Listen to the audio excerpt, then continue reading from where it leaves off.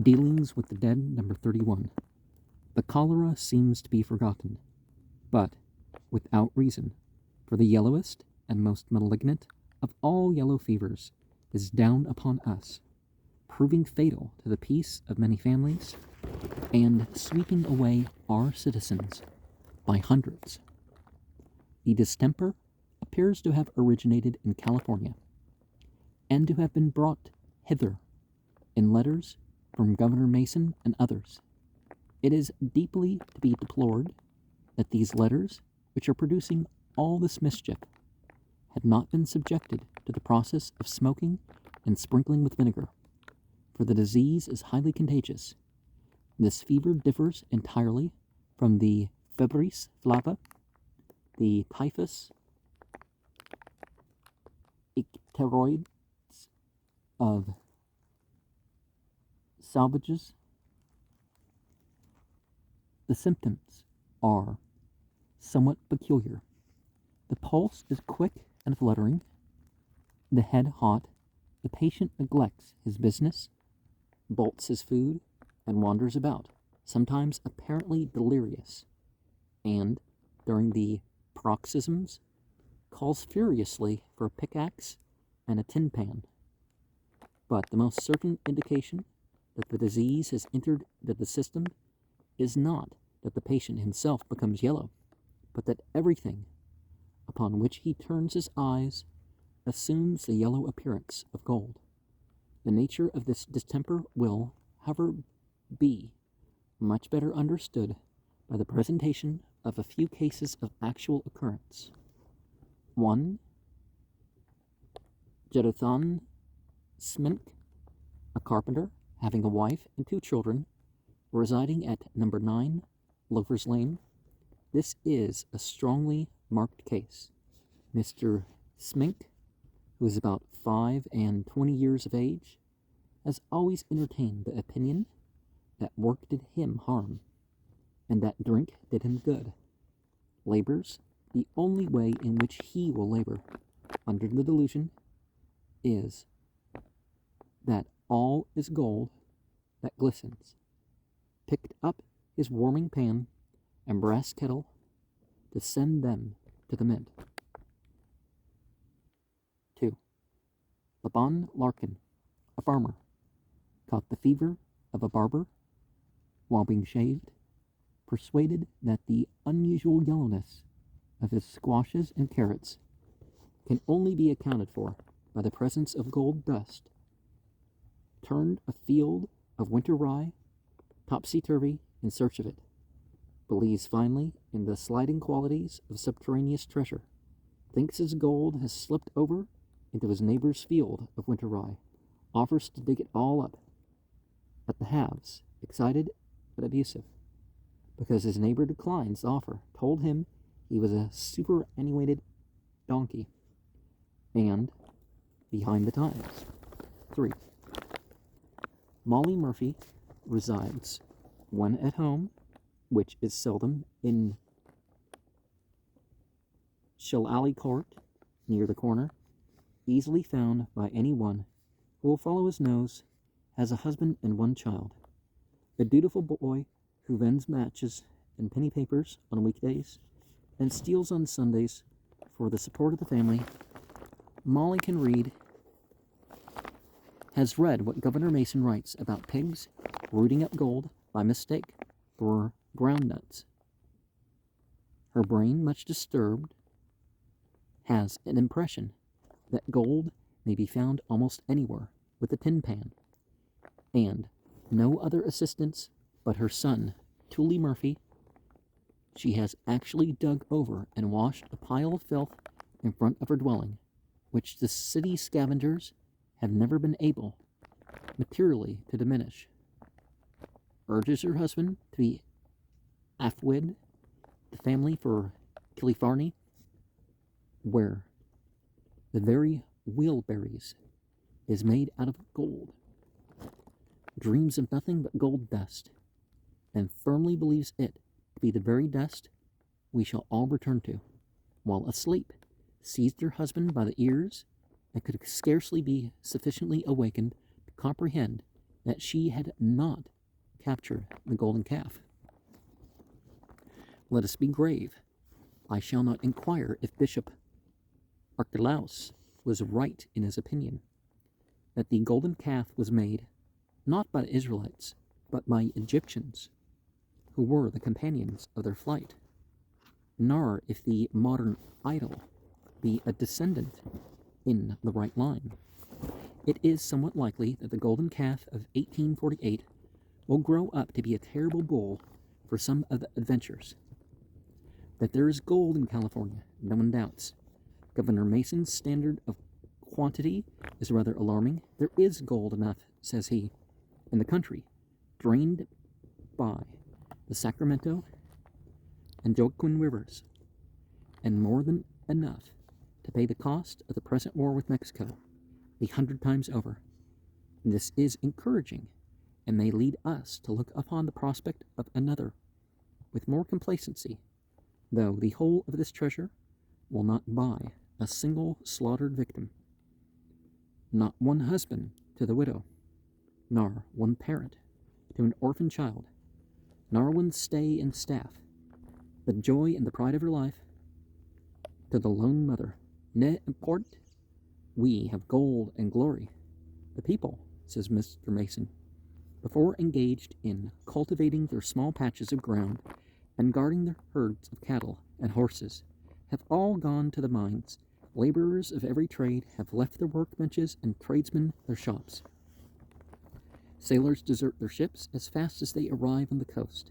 There is a marvelous fascination in all this, no doubt, and as fast and as far as the knowledge radiates, thousands upon thousands will be rushing to the spot. The shilling here, however, which procures a given amount of meat, fire, and clothes, is equal to the sum, whatever it may be, which there procures the same amount in quality. Loafers of case and indolence, who are tobacco chewers to a man, are desirous of flying to this Eldorado. Let them have a care. An ounce of gold dust, valued at $12 there, though worth 18 here, is said to have been paid for a plug of tobacco. A traveler in Crefaria, having paid 5 cowries, shells, the money of the country, for the same article, complained that 40 were demanded for a like article in a village not far off, and inquired if the article was scarce. No, was the reply, but cowries are very plenty. Cowries are a divination device in some cultures. Our adventurers intend to remain, perhaps only till they obtain a competency. Even that is not the work of a day, and will be longer or shorter in the ratio of the consumption of means. For daily support during the operation, there will doubtless be some difference also as to the meaning of the word competency.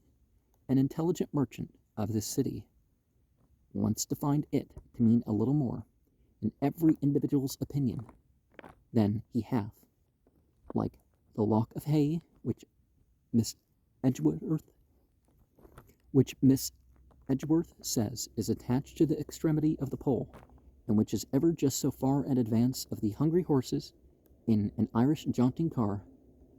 So competency seems to be forever leading us onward, yet is never fairly within our grasp. John Grant, of whom a good account may be found in Bale, says that if the art of making gold were known and put extensively in practice, it would raise the value of silver. Of course it would, and of everything else, so far as the quantity of gold given in exchange for any article is the representative of value. As gold becomes plenty, it will be employed for other uses, saucepans perhaps, as well as for the increase of the circulating medium. The amount of gold which has passed through the British Mint from the accession of Elizabeth 1558 to 1840 is, according to Professor Faraday, 3,353,400 561 pounds, weight troy, and nearly 1/2 of this was coined during the reign of George III. Gold is a good thing in charitable fingers, but it too frequently constructs for itself a chancel in our hearts. It then becomes the golden calf, and man an idolater. How dearly we get to love the chink and the glitter of our gold. How much like death it does seem to go off change before the last watch. 70 years and 10. That's 70, right? Devoted to the turning of pennies. How many of us, after we have had our 3 warnings, still hobble up and down, day after day, infinitely more anxious about pennies? Well, there's one of the cases here where there's something written in the margin, can't quite make it out. Then we were, 50 years ago, about pounds. And by in the margins, I mean something that somebody who owned the book put. An angel, the spirit, for example, of Michel de Montaigne, perched upon City Hall, the eastern end of the ridge pole, must be tempted to laugh heartily without any angelic pretensions. I have done so myself, when upon certain emergencies the keg boxes and bags of gold and silver, hand-carded and hand-borne, have gone from bank to bank, backward and forward, often in a morning, like the slipper in the Jeu de Pentusole.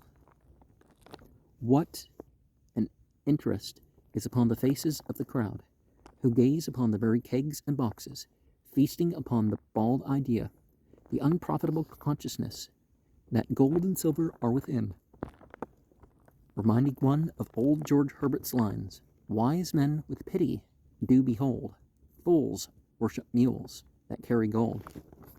Verily, saith an ancient writer, traffickers and the getters of gang upon the mart are like unto pismires, each struggling to bear off the largest mouthful. I'm glad to see that the moderns are collecting the remains of good old George Herbert, and giving them an elegant surtout. His address to money is a jewel, and none the worse for its antique setting. Money, thou bane of bliss, and source of woe, whence comest thou that thou art so fresh and fine? I know thy parentage is base and low. Man found thee poor and dirty in a mine. Surely thou didst so little contribute to this great kingdom, which thou now hast got, that he was fain, when thou wert destitute, to dig thee out of thy dark cave and grot. Then, forcing thee by fire, he made thee bright. Nay, thou hast got the face of man, for we have with our stamp and seal transferred our right. Thou art the man, and we but dross to thee. Man calleth thee his wealth, who made thee rich, and while he digs out thee, falls in the ditch. Now, some people would put certain rules on money, right? You don't want to mention God because it's going to be put on the ground and exposed in bathrooms and all sorts of stuff, so you don't want to put that on money. And if you believe in not making graven images, because you're of Abrahamic faith or some other faith that doesn't allow that, you don't want that on your money either. The mere selfish getters of gain, who dispense it not, are civiliter et humaniter mortue, dead as a doornail, dead dogs in the manger. I come not to bury them at present, but if possible to awaken some of them with my penny trumpet.